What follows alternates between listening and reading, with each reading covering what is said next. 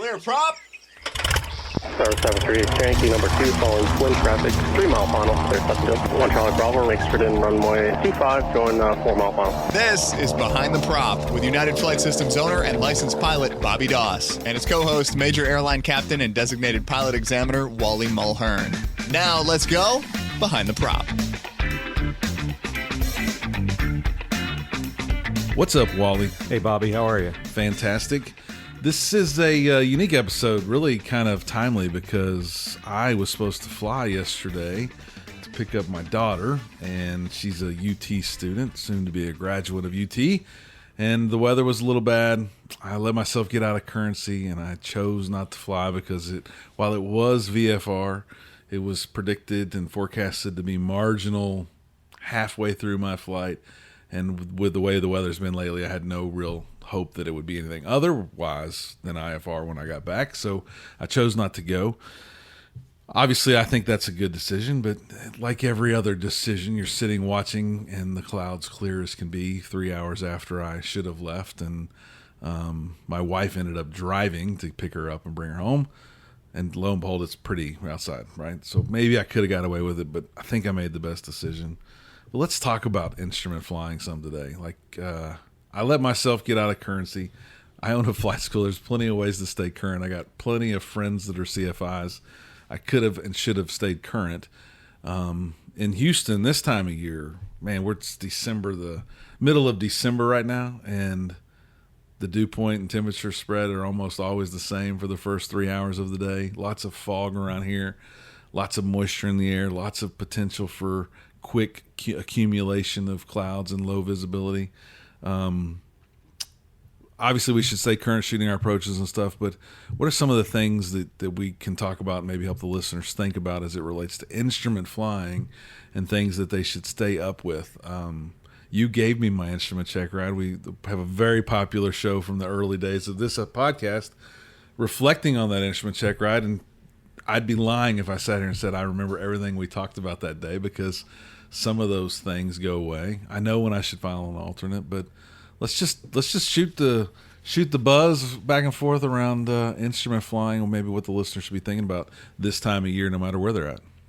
Well, one thing I do pretty much at the end of every check ride, after all the paperwork has been signed and the handshakes have been given and all that stuff, is I will say to the applicant or the newly minted certified pilot, I will say, now what? And usually they'll say, well, it's on to the next rating or whatever. So, a lot of my applicants are people who aspire to have a career in aviation.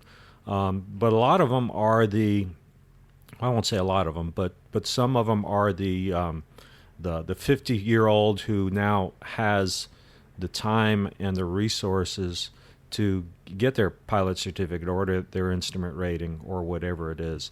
And so with instrument people, that we, of course, during the ground portion of the check ride, we talk about currency, and they talk about 6 approaches and 6 calendar months and all that. And I tell them that, that's really hard to do.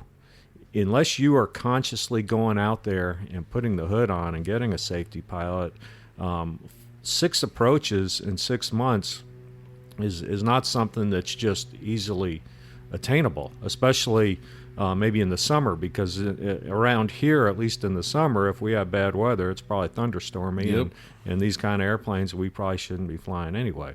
So it's not just something that just is easy to do. You sit there and you go, well, gee, that's only 1 approach a month. Well, 2 months pass by, and now you're way behind the power curve. So one thing I suggest to people, and this is to the person who is not going on for the next rating, but I say, you know what? Maybe every 3 months, schedule a flight with an instrument instructor. And if that instrument instructor feels that you're in a good position, have them sign you off for an instrument proficiency check every 3 months, every 4 months. Why not? It resets your clock for another 6 months, and it gives you a little bit of time with an instructor. And I think it's good training, looking at maybe different approaches that you might not normally do.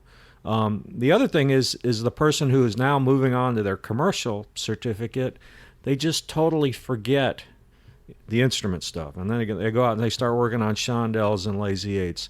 Instrument flying is a skill that erodes Quickly. and as a younger pilot, and when I say younger, I'm not just talking about age, but as a less experienced pilot, the instrument skills erode in a hurry. And of all the skills that are involved in flying, I would say instrument flying is the one that slips away quicker than anything else. Yeah, and there's something that I struggle with, I think, and it's holding myself accountable to proficiency. I would say over the last 4 years or so, being an instrument-rated pilot, I've done some real instrument flying, and I've done some real approaches in weather, nowhere near to minimums probably, but that's based on my personal minimums. But I've flown in the clouds alone. I've flown in it with passengers. I'm not afraid of it. But what happens, I think, is as I got less proficient, the normalcy of flying got a little bit eroded, right?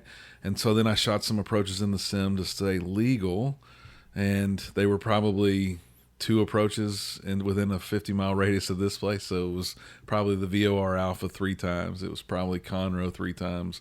I did a hold out at the VOR Alpha, and I did some tracking between. But was that really keeping me current and proficient? Probably not. Some of those numbers are memorized. I would not be able to pull up an approach in Aspen and shoot it as proficiently as I could the VOR Alpha approach in Navasota.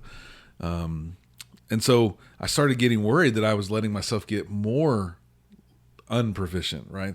So all I did was shoot these 2 approaches. I didn't even want to fly, even being legally current. I didn't want to fly to Austin in the clouds, and I made the choice to drive a couple times in the past. And quite literally in the last year, I've been working so hard on building the flight school that I have not flown enough to feel really good at all yesterday. Current or not, I probably wouldn't have flown and made that decision, because I felt like I had let it erode so much. And I have proactively made the decision I will take and get an IPC soon. And I feel like I need to go through that work of studying and getting ready almost for a check ride again, right, to feel confident that I'm going to be able to take my family and fly through the clouds and want to be able to shoot an approach to minimums and feel good about it without even an autopilot if I'm ever put in that situation, right? You've talked about it a lot. We've talked about it a lot. I should shoot an approach with only my iPad a few times to feel really confident that I can load it and shoot it. And while that's not the legal way of doing it, what if it is an emergency and I have to use that as a last resort? I definitely want to practice with a safety pilot a couple times. And I have no excuses because I got people around here and planes around here all the time. I should stay proficient and be able to do that. One of the things that I think about as we talk about these things eroding, I remember the day of our check ride, and I'm looking at the map right now because I forgot the VOR name, but we were heading out towards Day Zeta. You'll maybe not remember. We were heading east for something you had told me to prepare for, and I think you told me to hold on the 260 radial 10 miles west of Day Zeta, and I could do that in a plane with a GPS but no fancy whiz-bang equipment. I could do that. I don't know that I could do that today. I don't know that I could enter it, stay on the right side of the hold, be proficient, hold altitude, and that's what I'm talking about. Like, right. Can I wing it? Sure, but not in turbulence, not in night IFR, right? Like, there's a big swath of what we're talking about here. Right. Being able to do it in a sim repetitively, and then being able to do it when an air traffic controller says, I need you to do this, I need you to do it now, and I need you to stay at 3,000 feet. Yeah. It's a different ballgame. Yeah. And I don't think we could do it any other way than either being a professional pilot and doing it in our day job, or like you said, staying really current, flying with an instructor, doing it every few months, and sticking to those requirements that would be more like an IPC or a check ride. Right. And, another thing to think about is I was very fortunate or very unfortunate, depends on how you look at it, but when I was coming up as a pilot, I know I had 3 vacuum pump failures before I got my instrument rating, just flying just VFR. So I was actually fairly competent in flying an airplane without the vacuum system working, because it happened to me 3 times. One time was at night, and In VFR conditions. oh yeah, all VMC conditions. But as I was an instrument instructor, because of those experiences that I had, I say that 50% of my students had the vacuum instruments covered up. I mean, 50% of their instrument time was partial panel. It was something I harped on. Now, are vacuum pump failures becoming less of an issue based on the technology we have in the airplanes? They are, because heck, a lot of the airplanes that we fly don't even have a vacuum system. So just the math tells you that it is less of an issue. But from that standpoint, when you get an instrument rating, it doesn't say G1000 only or non-vacuum systems only. So it presents an issue of if you do fly a nice well-equipped airplane with a G1000 all the time, but then one day you need to go somewhere and the only airplane available is an old steam gauge airplane, and you hop in it and go, well, you do have that chance of a vacuum pump failure. And you just mentioned to me something about a little bit of a rash of vacuum pump failures. Why don't you hit on that a little bit? Yeah, I think in the last 60 days we've replaced 3 or 4 vacuum pumps. One was a warranty, so probably not related to the current temperature and environment, but my mechanic says, look, this is the time of year we're going to lose some vacuum pumps, we're going to have some battery issues, we're going to have some strut things happen, and that's all just because of the temperature change. This is Houston, Texas. I literally froze to death last Saturday watching my son play golf. The day before that, I was sweating playing in shorts, and the day after that, the temperature was 36 when the round started, and it was 76 when the round ended. Like, planes, rubber, strut seals, batteries, they don't like that, right? And so the vacuum pump failures that we've had, my mechanic attributes to weather. It's the temperature change, and the rubber and the ceramic and some of those pieces that are in there probably don't do well in those changing temperatures. So be advised that it's more likely than not right now. And this is also I don't know that it's necessarily related, but something that I think a lot about is this is ideal conditions for carb ice, sorry. And if we don't fly a carbureted engine on a regular basis, and we fly maybe an S model with fuel injectors, it might be something to really think about, that all the moisture in the air, 55 degrees outside, lots of power and touch and goes. You should be thinking, pull carb ice if I feel any roughness whatsoever, or carb heat. Sorry, I've inverted those twice now. Pull the carb heat if I feel any roughness in that engine right now, because there can be, Houston, Texas right now, there can be a better time for that carb ice to be created. And even if it's not freezing, that carb ice could really form quickly with almost 100% humidity in the air, right? Right. So there's a lot going against us, I guess, is what I'm saying. And I don't think, as a young pilot, I realized it. I probably still aren't really aware of all the dangers, but as a flight school owner and the way that my chief and I have worked to make it a safe place to fly, there's all kinds of rules we've implemented that make me think about this more than I would have as a young pilot. Another thing that we enforce around here is a temperature dew point spread that is 1,000% in place to protect students. And I had a recent opportunity flying with a student that asked to go fly for fun.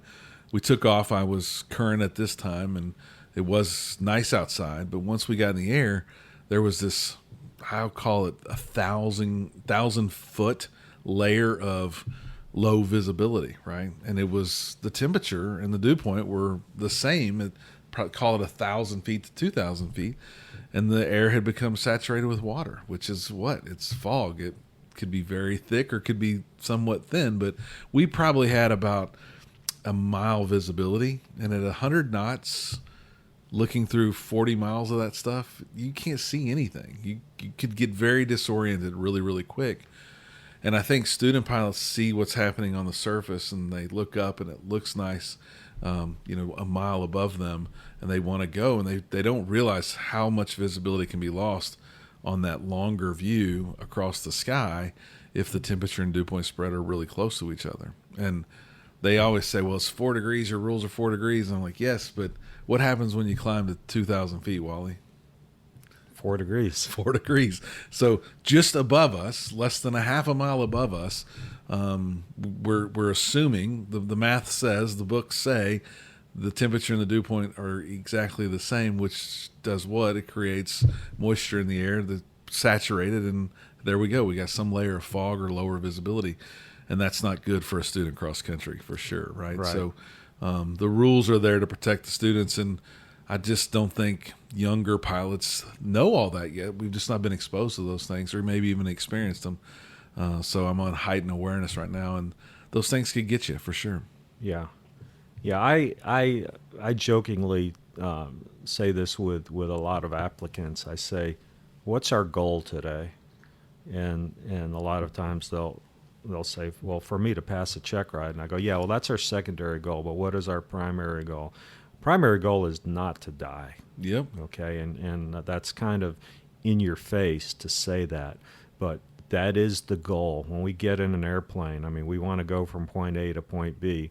But if we can't make it to point B, we want to get back to point A and not die. And with instrument flying, if someone goes out there and they can't do a turnabout a point, or they're struggling with a chandelle or a lazy 8, it's probably not going to cause you to die. But if you go out there and you cannot safely fly instrument conditions, if you get, you're prone to getting disoriented and not trusting your instruments, it could make you die. One other thing that I think a lot about is the way we practice or the way we operate, not related necessarily to the school, but us as pilots. So you said it earlier, instrument student passes an instrument check ride. The next day, they've probably got their first commercial lesson, and they can't wait to see what it's like to do lazy 8s or chandelles, and they can't, 8s around pylons. They've heard about this pivotal altitude. They want to get into all that stuff, right? And what I found was I forgot everything about sectionals, by the way, when I started working on my commercial. And the same thing's going to happen when they try to go back to instrument stuff in general. They're gonna have some weak points. But a lot of commercial students want to build time.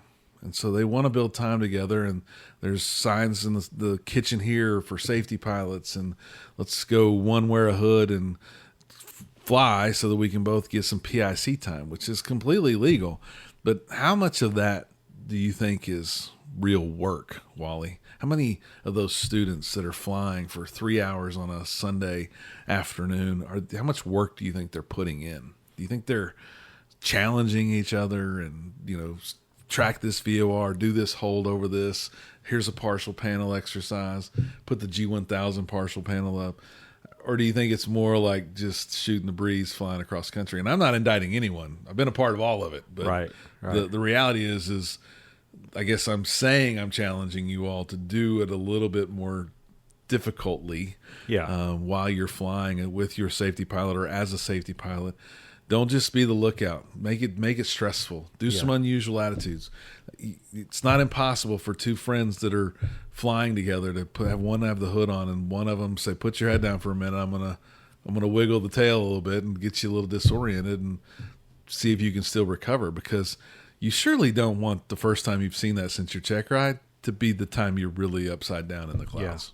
Yeah. And I definitely encourage that while you're doing some instrument training, to fly with a safety pilot, someone other than your instructor over there. I see a lot of logbooks where 100% of the instrument time is with an instructor in the right seat.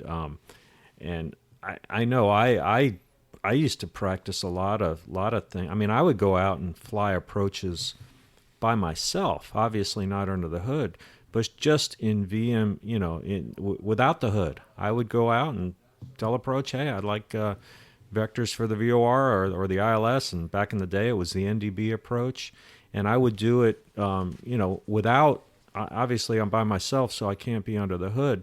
But one thing that I, probably the one of the things that I'm most critical of on instrument check rides is people overcorrecting. You're coming down a GPS or an ILS approach, and you're just zigzagging down final trying to chase that needle. And I think it's because you've been under the hood so much that you don't realize that on a 6-mile final, 1 dot deflection on ILS is not that far off. Yeah, you don't need to feet. make you don't have to make a 30-degree correction to go get that needle. It's just a very small correction. And once you do this in VMC conditions and you're looking at the runway, you kind of learn that, hey, this is just a very small correction. So I challenge you to get out and fly by yourself or fly with a safety pilot and maybe put yourself under the hood. But fly these approaches without the hood on. Yeah, the original owner, Bob Watts, was a great mentor, still is. He's doing some stuff around here again for us. Love having him around. He told me after I bought the flight school from him, I don't know what we were talking about, but I'll never forget it, and I never don't do it. He gave me this advice. He says, if you have the chance to shoot an approach, you shoot that approach every time, no matter what. Right. He said, if you file IFR in a pretty sunny day to go to Austin to pick up your daughter, and you don't have to cancel it halfway there, don't cancel it. Request the RNAV, shoot the RNAV, get better. Always be working at getting better.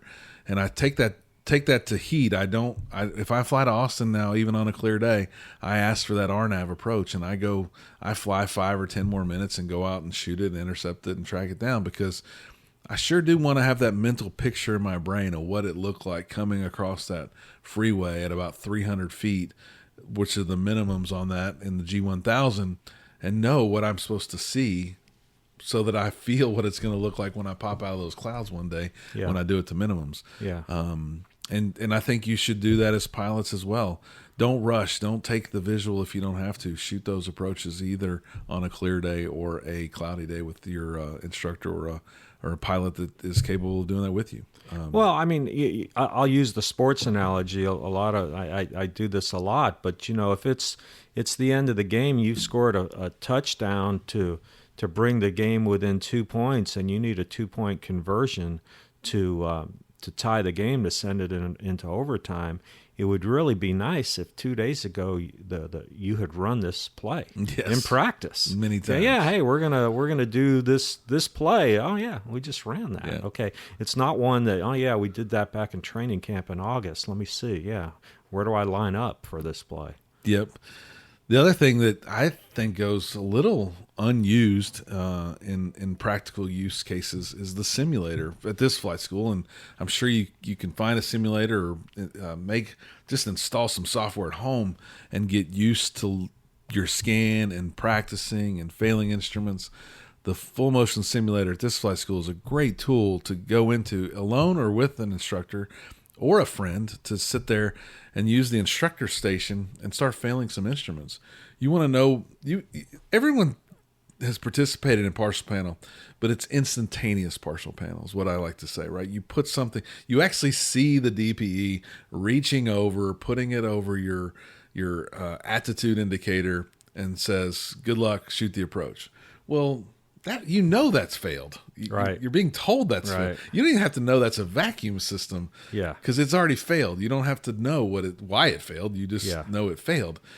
Go into the simulator, tell the simulator, fail my vacuum system somewhere between 5 and 30 minutes from now, and you fly in the soup for that 25 minutes that you gave that window of opportunity to, and I guarantee you will get off your track, off your line, change altitudes, because even though you know it's coming, you won't realize that that's slowly degrading, right? Right. That heading indicator that may be slaved to not slave, sorry, might not be slaved, is slowly progressing. And that attitude indicator just slowly rolls.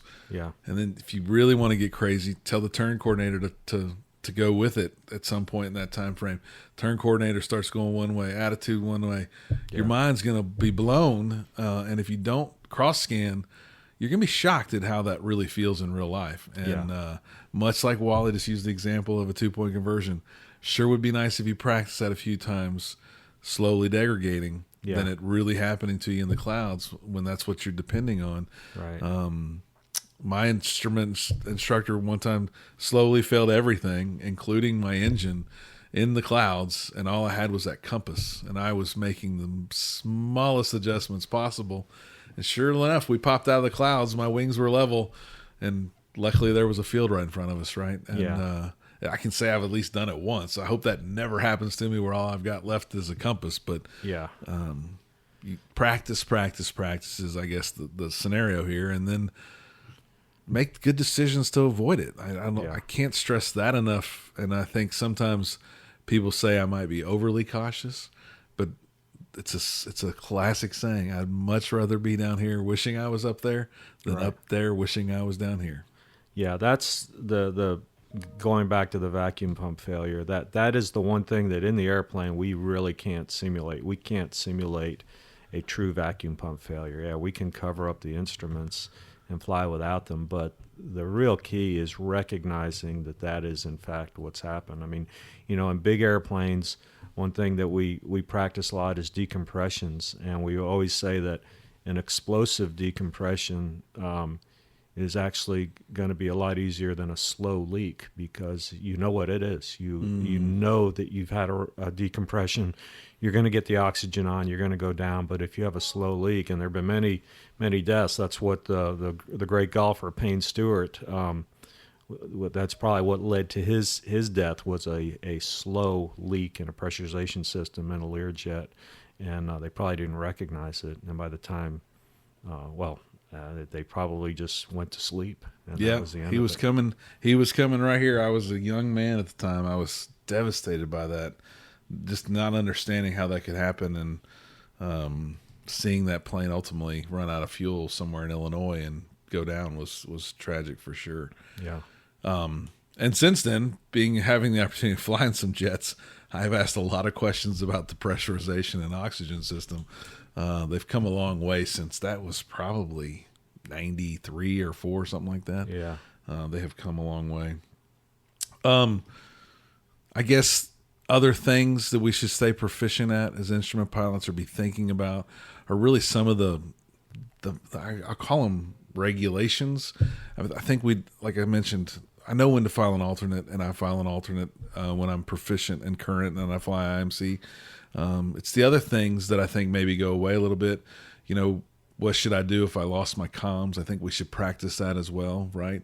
Yeah. I think climbing and confessing might be obvious, but if you're on an IFR flight plan and you lose your comms, climbing and confessing is not going to be the right thing to do in every circumstance. And Right. we have to know what really is the right thing to do, because people are expecting us to do things. Right. And if we don't do those things, we can get in a lot of sketchy situations pretty quick. Yeah. And then I think about it, and all I've learned over the last 6 or 7 years of flying, there are so many rules to protect us. And so what is an MEA really providing for me? What kind of protection is it providing for me? Do I know what my minimum en route altitude is?